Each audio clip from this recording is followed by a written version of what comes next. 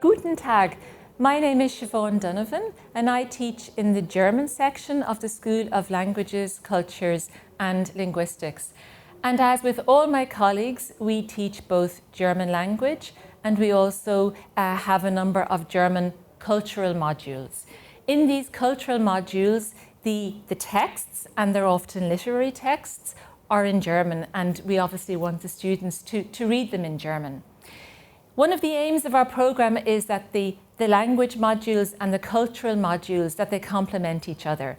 And particularly in the Reading German Literature module, which is a level 1 module that I helped redesign a few years ago and have taught for the past number of years, we want the students to see how their language learning improves as a result of reading these literary texts. So they are encouraged to critically analyse these texts, gain an enjoyment of literature, and at the same time this helps them to improve their German language.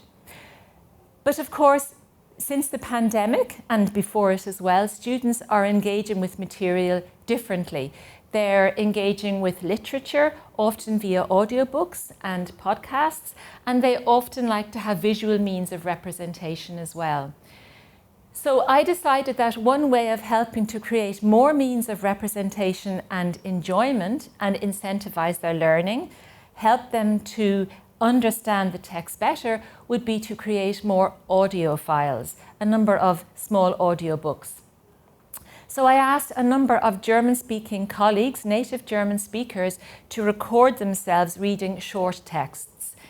They did this either via audio files, or for the very short texts, I created PowerPoints, and so they narrated their voices onto the PowerPoints so that the students would be able to read the words at the same time. I deliberately chose a mixture of male and female colleagues because one of the many things we do in this module is talk about the voice and the narrator, or in the poem, the poetic persona, and how these voices are not the same as the author. So I deliberately tried to get a male colleague to read a text written by a female author to prove that point. All these texts were put on a Padlet and uploaded, and they're available in Brightspace. I'm not teaching this module this semester. Another colleague is doing that, but she reports that they're engaging with the files, and I hope it's making a difference. A next step to this project would be in this literature module to get the students to record themselves reading their favourite poem or a passage from their favourite prose piece, so that maybe they can understand even better how the recorded material can help them.